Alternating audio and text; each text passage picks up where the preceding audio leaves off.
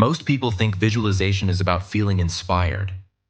They close their eyes, imagine the life they want, feel a surge of something. Hope, maybe. Ambition. And then they open their eyes and nothing has changed. They do it again tomorrow. And again. And the results are exactly the same. That's not visualization. That's daydreaming with intention.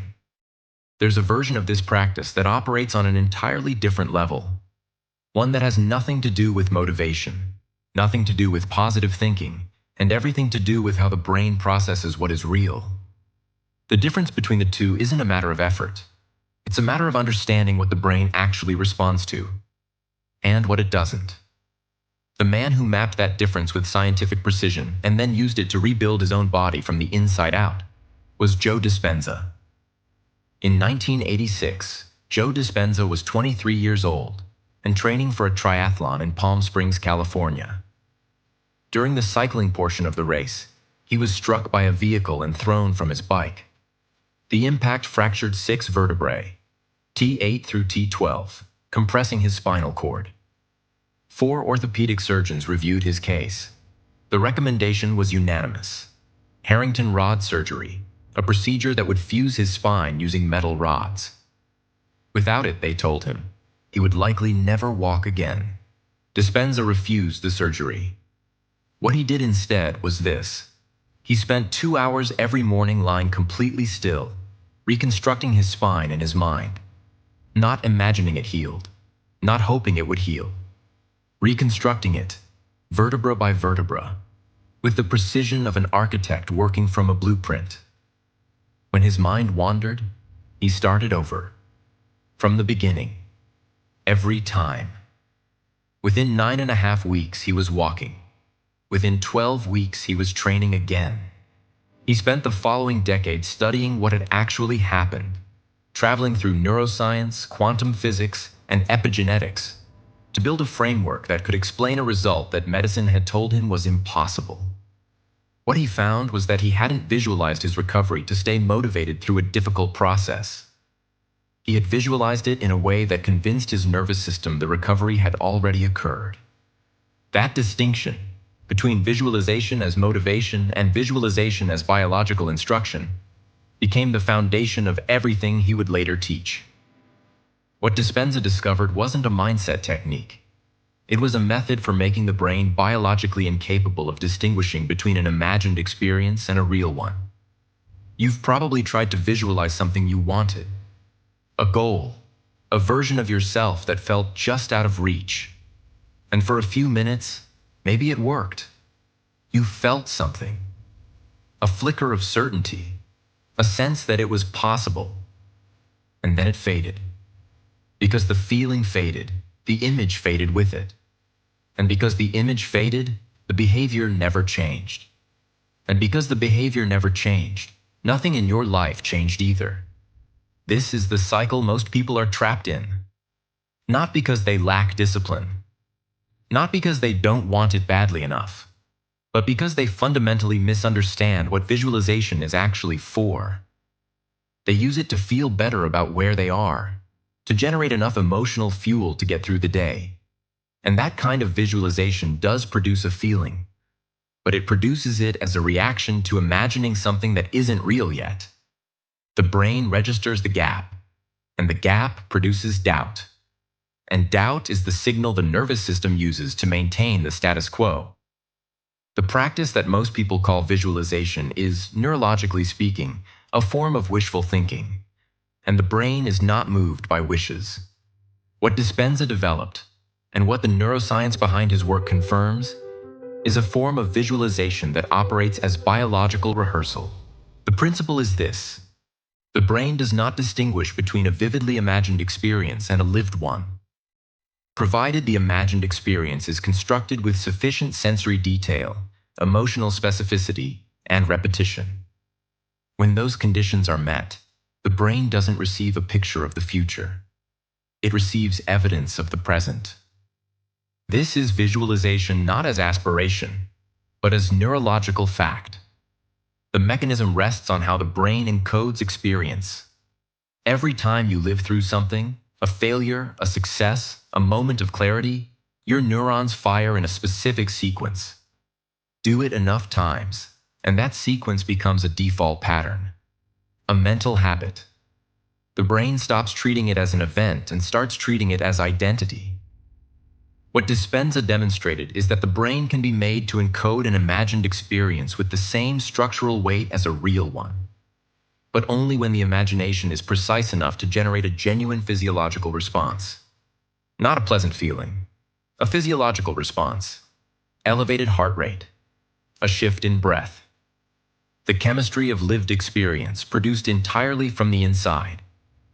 When that threshold is crossed, the brain stops treating the imagined state as a goal. It starts treating it as a memory. And behavior organized around memory is fundamentally different from behavior organized around hope. Memory doesn't require motivation. It requires only recognition, the sense that you are returning to something you already know. Dispenza didn't teach this principle before living it. He lived it first, under conditions that left no room for theory.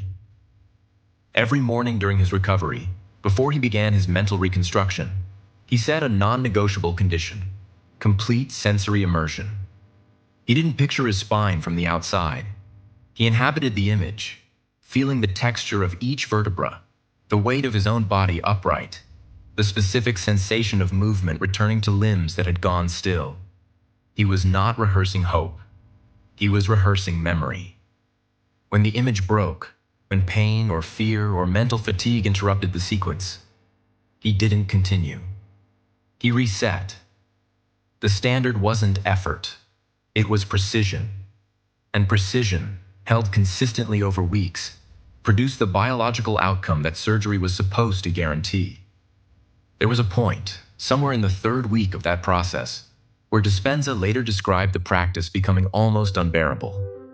Not because of the pain, but because of the silence. He was alone with his mind for 2 hours a day with no feedback, no signal from his body that anything was changing, no external validation that the method was working. Just the discipline of returning to the image, day after day, while the evidence around him suggested nothing was happening. He has spoken about the specific temptation of that period, not to give up entirely, but to accept a reduced version of recovery, to negotiate with the injury, to decide that partial movement was enough. He didn't negotiate.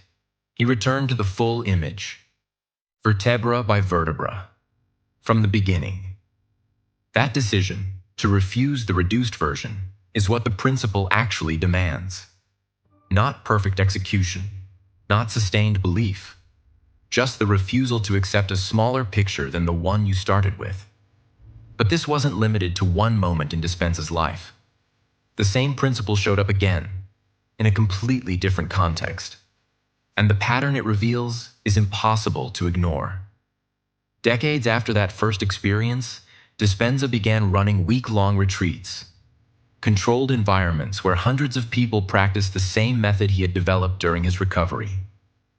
The setting was different in every way that mattered. He was no longer alone. He was no longer fighting for mobility. The stakes, on the surface, appeared lower. But what happened in those rooms revealed something about the principle that his own recovery couldn't have shown him. He began documenting cases, participants who arrived with chronic conditions, autoimmune disorders, terminal diagnoses, and left with measurable physiological changes that their physicians couldn't explain through conventional frameworks. Blood work altered, tumor markers shifted, inflammatory responses reversed. Dispenza subjected these cases to the same scrutiny he had applied to his own recovery. He brought in independent researchers. He collected baseline data before each retreat and comparative data after. What the numbers showed, consistently, was that the brain's capacity to instruct the body's biology didn't diminish when the practitioner was healthy. It didn't require crisis as a catalyst. It required precision.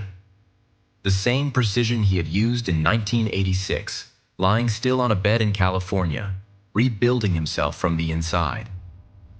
What this second chapter revealed is that his recovery was not an anomaly produced by desperation. It was a demonstration of a principle that operates independent of circumstance. The method he had used to survive became the method he used to teach. And the results, scaled across thousands of people in controlled conditions, held. This is what distinguishes a principle from a technique. A technique works once, in specific conditions. A principle holds across contexts. In a broken body in 1986 and in a controlled research environment 30 years later, the mechanism doesn't change. Only the container does. Dispenza's life, taken as a whole, is the evidence, not the story of a man who survived something extraordinary.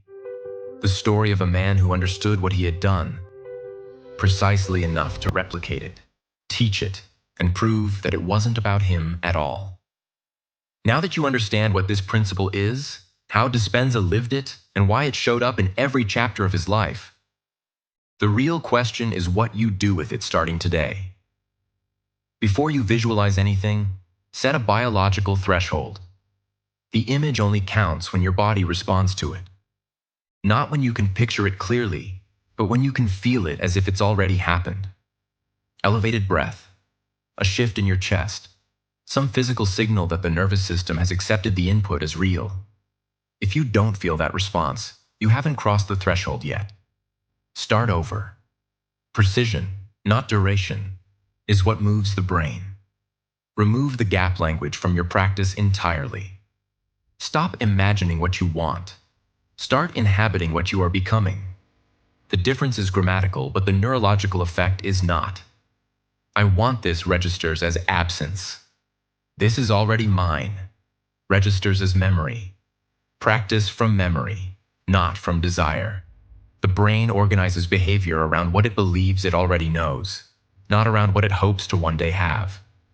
Build the non-negotiable reset into the practice from the start. When the image breaks, and it will break, don't continue from where you left off. Return to the beginning.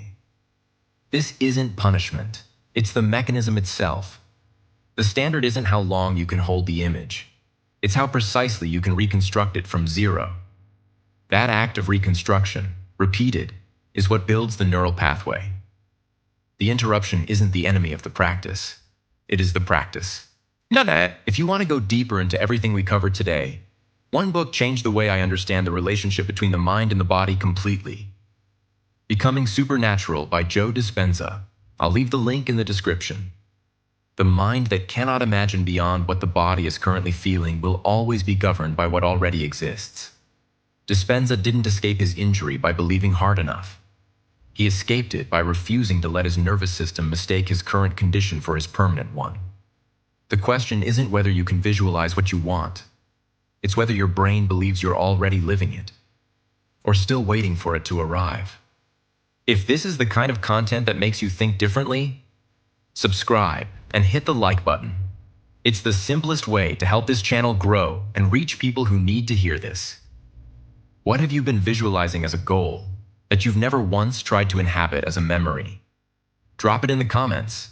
Making it concrete is the first step. See you in the next one.